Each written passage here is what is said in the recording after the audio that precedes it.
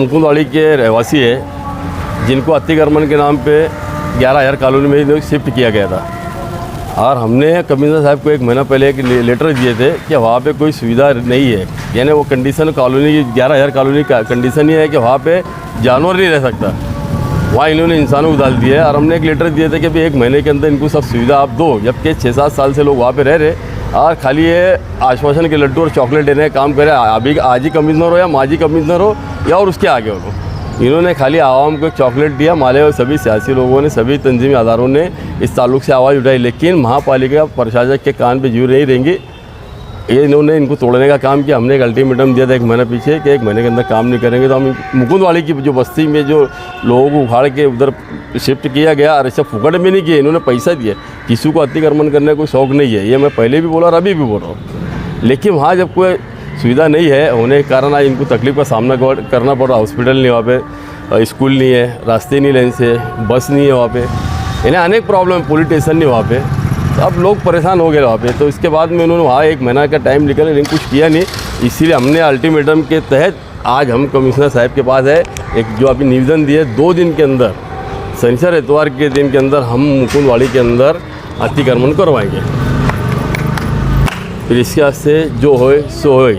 आवाम का भी अब मानना है भाई वहाँ मरने से, भूखमरी से मरने से, बीमारी से मरने से, अगर हमने तो कमिश्नर के वो उपायुक्त साहब की मुलाकात भी करके बोल दिए भाई अब तुम कुछ करने डिपार्टमेंट को बुलाओ और किसी को बुलाना है बुलाओ, क्योंकि हमको वहाँ रहना ही नहीं है और इनलीगल काम हम करना नहीं चाहते। आप लोगों ने मजबूर किया हमको इनलीगल काम करने के लिए, अतिक्रमण करने के लिए। इसीलिए अब जो जहाँ की जगह है, जहाँ मुकुंदवाड़ी में जगह बहुत जगह हो, वो जगह के ऊपर इनको हम आबाद करेंगे। और नहीं तो जब तक वो मामला कॉलोनी का क्लियर नहीं होता, जब तक पूरी सुविधा वहाँ नहीं मिलती, वो 6 महीने मिले, 6 साल में मिले या ज़िंदगी भर नहीं मिले, तो हम मुकुंदवाड़ी के अंदर ही रहेंगे। ये आवाम की हमारी एक राय है सबकी। ये भारतीय जनता पार्टी के लोगों पे इन्होंने भरोसा किया और हमारे पास आए, हम इनका काम करके देने की पूरी जवाबदारी लेते। ठीक है, बसने नहीं तो जेल में जाएंगे ना, जेल में डालेंगे। इससे ज़्यादा मर्डर तो नहीं, मार तो नहीं डालेंगे, फांसी तो नहीं चढ़ाएंगे। जब पैसे कमा के आदमी, गरीब आदमी 2 पैसे कमा के ला रहा और डाल रहा हॉस्पिटल में और रिक्शा भाड़े में डाल रहा, तो यार कोई फ़ायदा ही नहीं ना वहाँ रह के। यहाँ से भेजे तो वहाँ नहीं जा रहा, तो भाड़े के घरों में रह रहे। अरे भैया जैसे वहाँ सिसक के लोग मार रहे तो उससे बेहतर है यही लड़के मारेंगे ना फिर। और फिर जब इतनी तकलीफ उठा रहे तो देखते ना फिर दम किसमें कितना है। कारपोरेशन ने तो पूरे शहर को ऐसे वो लोगों ने तो मालेगांव के ईमान वालों को निकाल के फेंके जैसे कि देश के क्या आतंकवादी है क्या। अभी इसके जैसा समझ में आ रहा वो तरीके की वारदात मेन कुछ भी इसके अंदर अभी इसके अंदर अभी हमारे बहुत सारे काम है। महापालिका का काम यही खत्म नहीं हो रहा। अभी महापालिका से अभी बहुत लड़ाई बाकी है हमारी।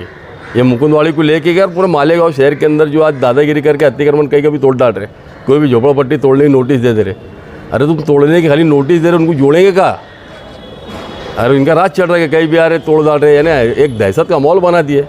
मुझे तो लगता मालेगांव में एक प्रभाग अधिकारी जो प्रभाग के 4 के भैया साहब, उनको एक आदेश देते, वो गरीब जाके तोड़ने का काम करता।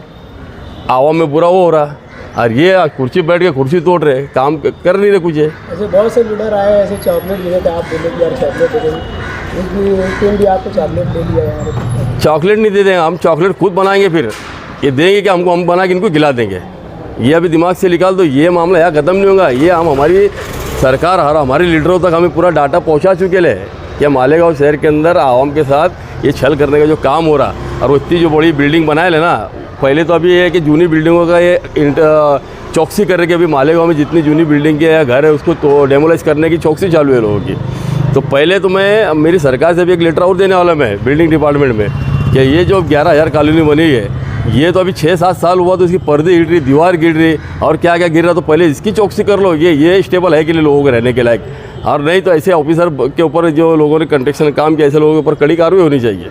और भी लीडर आए, लीडर दिए, और देखो लीडर आए, सब आए, दौड़ भाग करे, सब ने करे, लेकिन ये प्रशासक और यहाँ जो बैठे ले, ये इतने घाघ है ना, ये बराबर लड्डू देते हैं। इनको लगता लड्डू दे, लेकिन जब खाओ तो मालूम पड़ता लकड़े लड्डू दे रहे। ये बीजेपी वाले लकड़े लड्डू नहीं खाने वाले हैं, इनको घर भिजा देंगे हम। ये तो बात तो है यार। ये अभी तो हमने बोले ना, अभी बोलते हैं ना मालेगांव की आम भाषा में, अभी अंगड़ाई, अभी आगे बाकी है लड़ाई। लड़ाई हम ही जीतेंगे इंशाल्लाह, मैं गारंटी से बोलता हूँ। ये आप लोगों का साथ रहेगा तो हम लड़ाई जरूर जीतेंगे। आखिरी तक रहेंगे ना, सुबह खाओ चाय तो दोपहर में खाओ नहीं। रात को जाओ बेहोश। नहीं इसके आपा ऐसा है, एक कहावत है कांग्रेस के दौर में जो, और जहाँ जो नेता गए होंगे आए होंगे मुझे नहीं पता, लेकिन मालेगांव में क्या हिंदुस्तान भर के अंदर माइनॉरिटीज़ खासतौर से मुसलमानों का हाल कांग्रेस के दौर में ये हुआ, सुबह को टोस, दोपहर को गोश्त, रात को बेहोश। ये है मालेगांव का इतिहास करके रखे ले, और पूरे मुसलमानों का इतिहास करके रखे। ये हम आवाम को आँख खोलने नहीं चाहिए, और मैं समझता कि मुसलमान अब जागरूक हो गया कि किन लोगों ने इनके साथ छल करने का काम किया, अब सबके समझ में आ गया। फिर नहीं आपका तय है जो होना है होए। ताए हमको जो ये अतिक्रमण वहाँ पे करना है, तय बोले तो कैसा परेशानी से हम जेल में परेशानी आपा ऐसा है, हमको अतिक्रमण, मैं बार बार बोल रहा हूँ, हमको अतिक्रमण का शौक नहीं है। इन्होंने पैसा दे के वहाँ गए, फुकड़ में वहाँ सही बसे बात नहीं। है ना। महापालिका की इन्होंने बात माने, अतिक्रमण इन्होंने खाली करके गए और वहाँ पे पैसा दे के इन्होंने खोली लिए। लेकिन आज वहाँ महीने 2 महीने से 3 महीने से, जब से 4 महीने से लोग रह रहे, और कई तो 6-6 7-7 साल से रह रहे, तो कोई फैसिलिटी वहाँ है ही नहीं ना। जब फैसिलिटी नहीं तो आदमी क्या मरेगा क्या वहाँ पे जाके? तो हमारा मकसद यही है भाई, अतिक्रमण करना नहीं था, लेकिन इनलीगल काम करने पे यहाँ के प्रशासन ने हमको मजबूर किया। और आप करके रहे। और इसके वास्ते हम एग्री है, पूरी आवाम भी रेडी है, और हमको दादागिरी करने का काम नहीं कर रहे। हमने इनको पहले मालूमात दी, इन्फॉर्मेशन दिया कि ऐसा ऐसा मामला, इनको क्लियर करके दो आप, लेकिन इनके कान पे जू नहीं रहेंगी, मजबूर हमको गलत कदम उठाना पड़ रहा है। अब ये तो हर पुलिस को बहुत आगे लाते, पुलिस को भी लेके आ जाओ भाई, पुलिस को भी हम ले जाएंगे वहाँ पे, बताएंगे बिल्डिंग।